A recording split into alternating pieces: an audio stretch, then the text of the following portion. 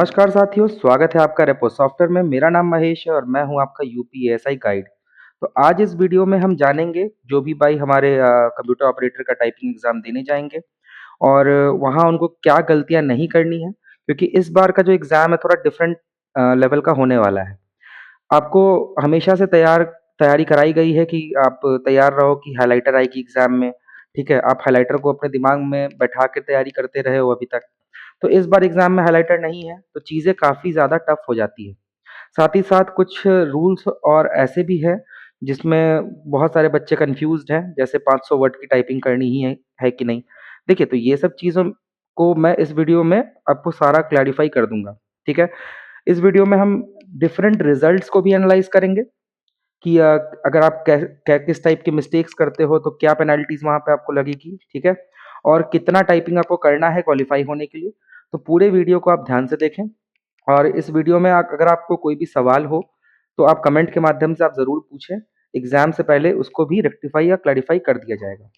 चलिए शुरू करते हैं। तो पहले मैंने एक टेस्ट लगाया इंग्लिश में, ठीक है? उसमें ये जो आप देख पा रहे हो इंटरफ़ेस, तो कुछ इस प्रकार का इंटरफ़ेस आपको वहाँ देखने को मिल जाएगा एग्ज़ाम में। टेस्ट देने के बाद मैंने जब सबमिट करा, तो कुछ इस प्रकार का रिज़ल्ट मेरे सामने आया, ठीक है? तो इस रिज़ल्ट को हम अब अच्छे से विस्तार रूप से समझते हैं। तो पहला चीज़, मैंने ये टेस्ट दिया था 14 मिनट और 37 सेकंड का। तो मेरा जो एग्ज़ाम ड्यूरेशन था वो था 14 मिनट और 37 सेकंड का। साथ ही साथ मैंने 500 वर्ड के पैसेज में 91 वर्ड मैंने टाइप करे, ठीक है? करेक्टली टाइप करे। टोटल वर्ड्स जो था वो था 500 वर्ड का और 500 वर्ड मैंने टाइप करे थे, जिसमें से 491 मेरे सही बने, ठीक है?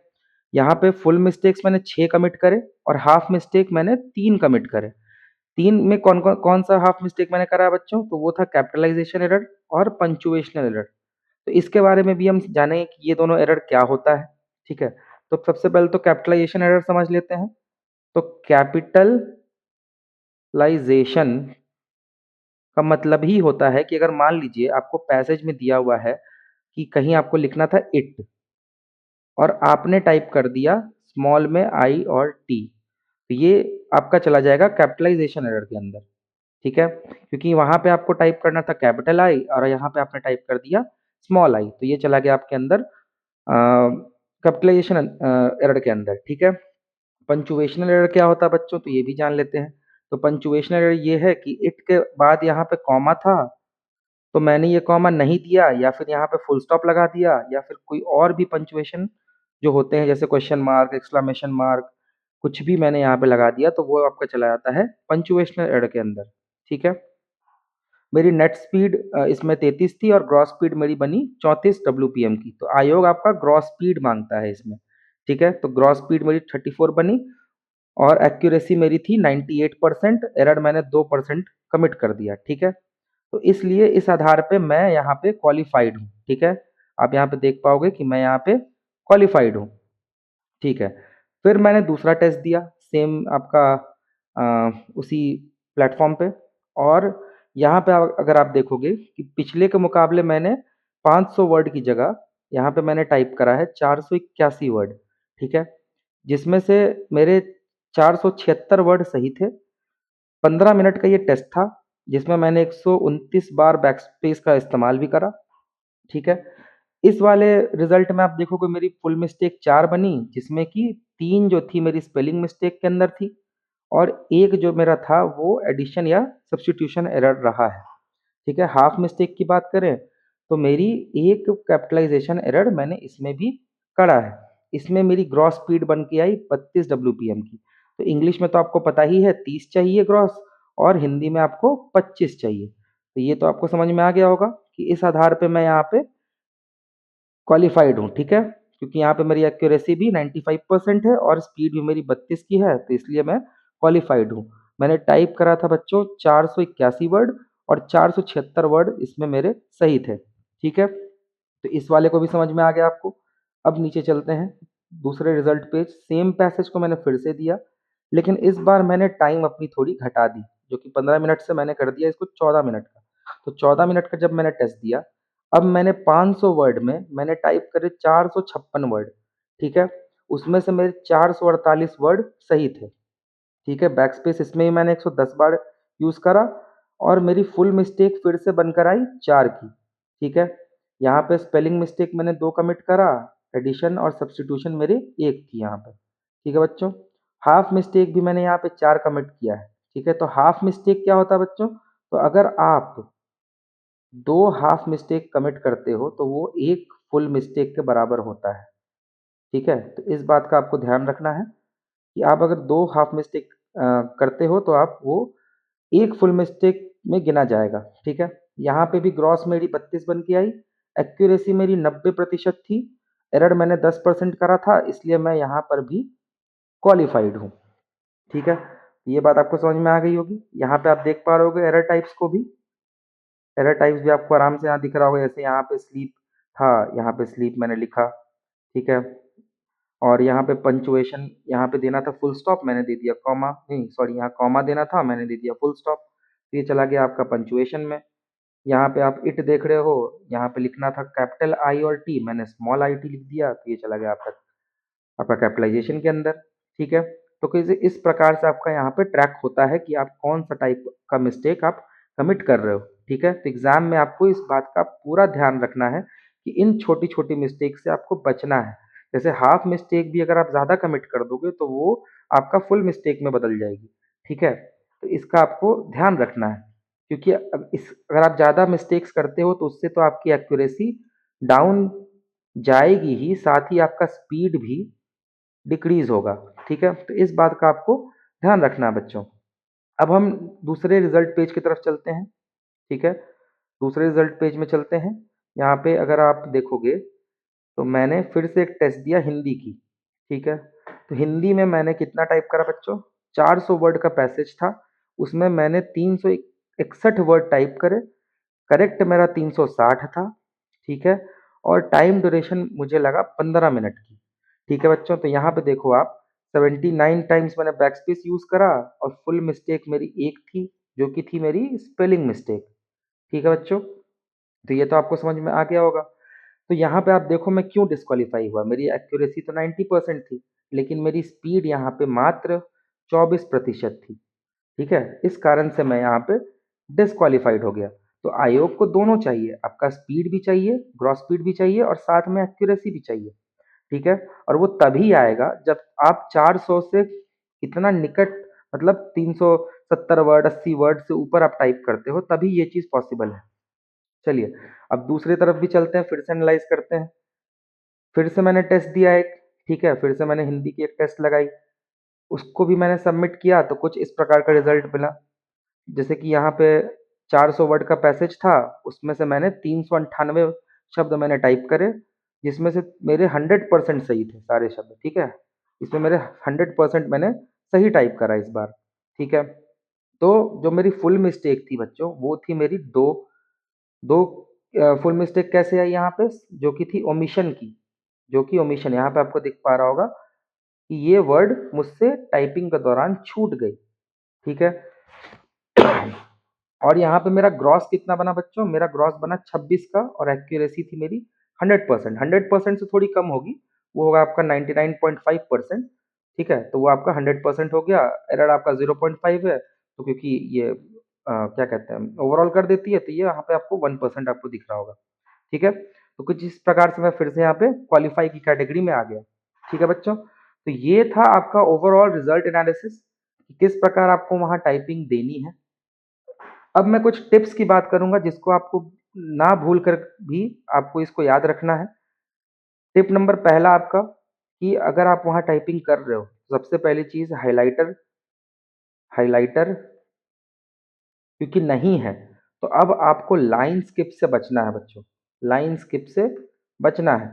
तो लाइन स्किप से बचने का सबसे आसान तरीका ये होता है कि जब आप लास्ट वाले अक्षर को टाइप कर रहे हो, लास्ट वाले अक्षर को टाइप कर रहे हो, तो उसके जस्ट नीचे वाला अक्षर आप देख लेना। लास्ट वाले अक्षर के जस्ट नीचे वाला अक्षर आपको दिख जाना चाहिए क्योंकि आप यहाँ से डायरेक्ट जब यहाँ जाते हो, यहाँ पे जाते हो, जब यहाँ से डायरेक्ट इस वाले लास्ट वाले कैरेक्टर से आप डायरेक्ट यहाँ की तरफ मूव करते हो, तो आप ध्यान नहीं लगा पाते हो कि कौन सा वर्ड था वहाँ पे, ठीक है? तो आपको ये याद रहना चाहिए कि लास्ट वाला जो कैरेक्टर है उसके जस्ट नीचे क्या है मेरा, ठीक है? तो जब आप यहाँ से टाइप करोगे तो आप यहाँ से मिला पाओगे कि हाँ, यहाँ पे जो था लगा ही था, जो दी के नीचे जस्ट ये लगा लिखा हुआ है तो वही था वहाँ पे। ठीक है, तो इस बात का आपको ध्यान रखना है कि आपका लाइन स्किप से आप बच पाओ। दूसरा सबसे मेन चीज़ क्या है आपका, क्योंकि वहाँ कर्सर मूवमेंट अलाउड है, ठीक है, कर्सर मूवमेंट अलाउड है, मूवमेंट अलाउड है, जो कि होता है आपका, जैसे कि आप जहाँ टाइपिंग टेस्ट दे रहे हो, ठीक है, आपने टेस्ट दे रहे हो यहाँ पे, जैसे मैंने यहाँ पे लिखा है द, सॉरी कैप्स लॉक मैंने दबा दिया था, third stage is the deepest sleep. ठीक है, अब मुझे मान लीजिए कि मैंने कोई वर्ड यहाँ पे गलती कर दिया था, यानी मैंने यहाँ पे टी ई लिख दिया था द के बजाय। ठीक है, तो अगर आप मान लो पूरा लाइन टाइप कर लो या 2 लाइन टाइप कर लो, तो एक बार आप अपने आँखों से देख लिया करो कि हाँ, कुछ छूट तो नहीं गया है। अगर कुछ छूटा है तो तुरंत आप कर्सर वहीं पे ले जाके, जैसे यहाँ पे एच कम था तो मैंने यहाँ एच ऐड कर दिया और मैं फिर वहीं से कर्सर आगे करके मैं अपने आगे वाले मतलब लाइन को टाइप करने में लग गया। जैसे यहाँ पे मैंने स्टार्ट कर दिया फिर से, ठीक है?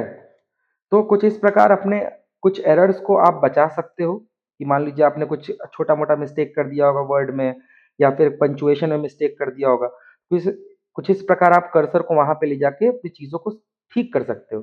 ठीक है ना? तो ये एक सहूलियत आपको यहाँ मिल जाती है। दूसरी चीज़ क्या, हाँ बच्चों, एक चीज़ और का आपको ध्यान रखना है, कैप्स लॉक की। कैप्स लॉक की कि आपको कैप्स लॉक का इस्तेमाल ना करें, क्योंकि देखिए कितना बार क्या होता है कि आप कैप्स लॉक दबाएं, आपको कोई मान लीजिए कोई अल्फ़ाबेट आपका जो है वो आपको बड़ा अल्फ़ाबेट लिखना है, ठीक है? तो उसको उसके लिए आप शिफ्ट का प्रयोग करें। शिफ्ट प्लस कोई भी ऐसा अल्फ़ाबेट जो आपको टाइप करना है, उसका यूज़ करें। क्योंकि कितनी बार हुआ है ऐसा एग्ज़ाम में कि बच्चों ने करा है कि कैप्स लॉक दबाया, मान लीजिए आपको लिखना था द एम्परर, EMPEROR, ठीक है? तो आपने कैप्स लॉक दबाया कि आपको लगा कि हाँ, यहाँ पे 3 कैरेक्टर है तो मैं बार-बार शिफ्ट से क्यों करूँ? तो कैप्स लॉक दबा के आपने THE लिखा, EMPEROR लिख दिया, ठीक है? फिर आप उसको भूल गए, आप भूल गए कैप्स लॉक को ऑफ भी करना, तो आपने ऑफ करना भूल गए, तो आप लिखते चले गए। क्योंकि आपकी जो ध्यान होगी टाइपिंग के दौरान, वो तो आपको इस वाले एरिया पे होगी, ठीक है? जो कि रीडिंग एरिया होती है। तो आप नीचे क्या गलती कर जाओगे उस समय आपको ध्यान नहीं आएगा। फिर आप देखोगे कि हाँ, यहाँ पे मैंने काफ़ी सारा वर्ड कैपिटल लिख दिया है, तो फिर आप उसको बैकस्पेस की मदद से आप उसको हटाओगे, ठीक है? तो उसमें आपकी टाइम मरेगी। इसलिए सबसे बेस्ट प्रैक्टिस कहा जाता है कि आप कैप्स लॉक का यूज़ ना के बराबर करें। ठीक है बच्चों? चौथा सबसे फाइनल आपको मैं एक टिप दूँगा इस एग्ज़ाम के लिए, कि सबसे बेसिक चीज़ आपको याद रखना है कि आपने भले प्रैक्टिस की है हाइलाइटर के ऊपर, उससे फ़र्क नहीं पड़ना चाहिए, ठीक है आपको? क्योंकि अगर आप देखो, हाइलाइटर नहीं है तो सबके लिए नहीं है, बस आपके लिए नहीं है ऐसा नहीं कि बस आपके लिए ही नहीं है, सबके लिए नहीं है। तो इससे सबको ही ये चीज़ पे असर आएगी, ठीक है?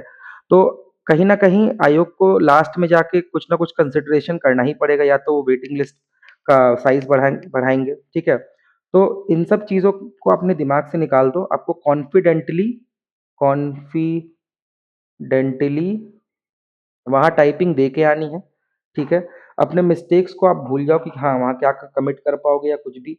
छोड़ने के चक्कर में मत रहना आप कि हाँ, मैं इतने वर्ड, जैसे कि 500 वर्ड का पैसेज है, तो मैं 85% एक्यूरेसी लेके चल रहा हूँ दिमाग में, तो मैं मान लीजिए कि वहाँ पे मैं आपका वर्ड्स छोड़ दूँगा, जैसे 75 वर्ड्स को मुझे छूट मिल जाएगी, तो मैं 75 वर्ड्स छोड़ दूँगा या गलत कर दूँगा। क्योंकि वहाँ पे आपको समय नहीं मिलेगा कि आप बैठ के यहाँ पे गिनती गिन सको। ठीक है? कि कौन-सी वर्ड मेरी गलत है, कितनी मैंने टाइप कर रखी है। तो ये तो अपने दिमाग से आप निकाल देना कि मुझे इतने वर्ड छोड़ने हैं या गलती करने हैं। अपना सिंपल फ़ोकस आपको इस पे रखना है कि कैसे आप टाइपिंग कर रहे हो, और आपको एक्यूरेसी बस मेंटेन रखनी है, और 15 मिनट आपको लगातार आपको टाइपिंग करनी है। ठीक है? अभी तो ज़्यादा समय नहीं है, इसलिए एक टिप मैं दूँगा अपने एएसआई भाइयों के लिए। एएसआई भाई जितने भी लोग हैं जो एएसआई में भी अपीयर होंगे टाइपिंग एग्ज़ाम में, तो वो एक चीज़ अभी से शुरू कर दें, वो है 15 मिनट की जगह वो 14 मिनट का टेस्ट लगाएँ, ठीक है? अब ऐसा मैं क्यों बोल रहा हूँ? ऐसा मैं इसलिए बोल रहा हूँ बच्चों कि अगर आप 1 मिनट बचाते हो, ठीक है? तो उससे आपके पास लास्ट में 1 मिनट का टाइम होता है कि ये जो चीज़ थी आप कर पाओ। जो कर्सर मूवमेंट अलाउड है उसका उपयोग कर पाओ। ठीक है? कि मान लो कोई छोटा-मोटा शब्द है जो गलत हो गया है मुझसे, जो आँखों को दिख जाए उस समय एग्ज़ाम के दौरान, उसको आप ठीक कर पाओ। तो उसके लिए अभी से हैबिट बना लो कि आपको जो 15 मिनट का टेस्ट है उसको 14 मिनट में खत्म कर लेना है। ठीक है? मैंने ऊपर भी दिखाया आपको 14 मिनट में खत्म करके टेस्ट। तो ऐसा नहीं है कि ये चीज़ पॉसिबल नहीं है, पॉसिबल है। एएसआई वाले भाइयों के लिए आपके पास टाइम है 1 महीने का, तो ये चीज़ आप अगर अभी से करोगे तो वो आपका सेट हो जाएगा उस समय तक मामला, ठीक है? तो इन चीज़ों का आप लोग को ध्यान रखना है और अच्छे से आपको वहाँ टाइपिंग देनी है। बाकी ये कोई ऐसा रॉकेट साइंस नहीं है इसमें, बस अपना बेस्ट देके आना है, ठीक है बच्चों? आशा करते हैं आपको ये वीडियो पसंद आया होगा, आपकी जो डाउट्स है वो क्लियर हो गई होगी। अगर फिर भी कोई ऐसी डाउट आपके दिमाग में आती है, तो आप ज़रूर कमेंट करें।